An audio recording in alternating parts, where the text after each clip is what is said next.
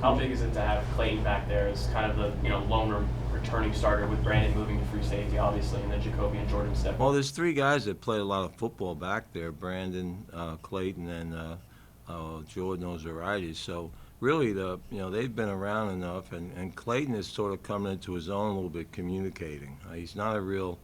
Has he been in here yet?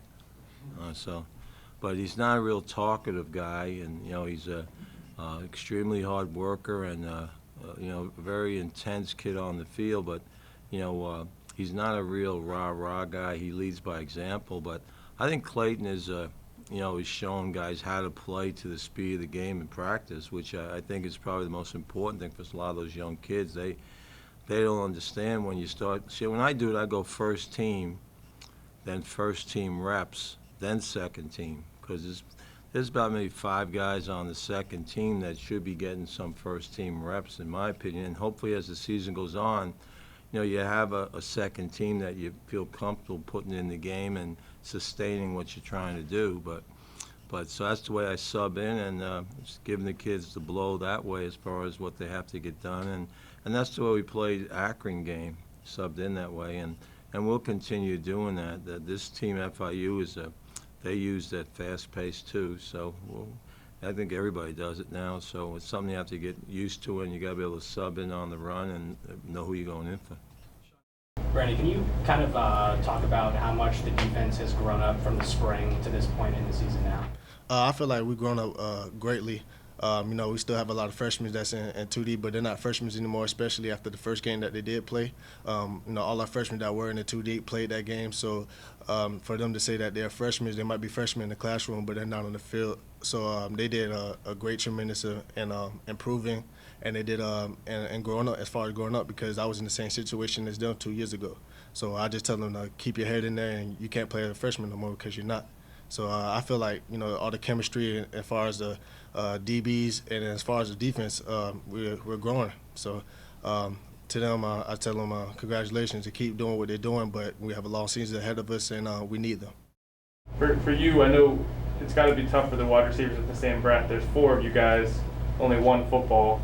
Does it take a little bit of patience, do you think, this season, and knowing it might not be going your way one game, but maybe the next game, the ball does come your way a little bit more? Yes, it takes a little patience, but I'd say our 4 guys, we're not selfish with the ball. Once one guy make a good play, we all make a good play, and blocking for that guy when you score a touchdown is the same feeling that you are scoring a touchdown. Jeff, does this game have any added meaning for you, being a senior, you going home to Miami for a game, or do you try to put that out of your mind and just kind of concentrate solely on FIU? I'll just put it out of my mind. Like Brandon said, we know what happened 2 years ago, going down there losing. A 3-hour bus ride all the way back with an L is not good. So you wipe it out, but you still have a little piece in the back of your mind about that.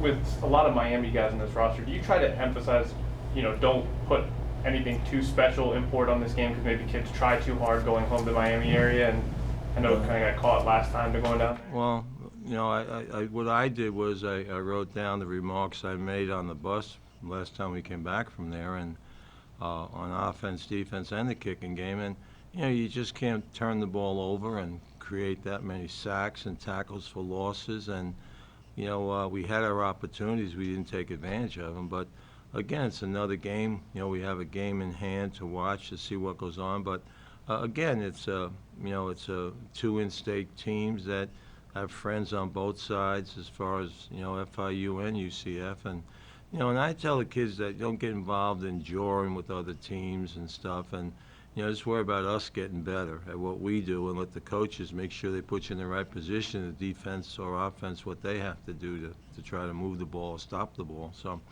but I'm sure that the kids from Lauderdale and Miami are doing something, but it's nothing that as long as it's not around football and nothing that we're doing, I think it's fine. Fans, 5-game season tickets are now available for this year's football season, starting at $89. You can get them by calling the UCF ticket office at 407-UCF-1000 or go online at ucfknights.com.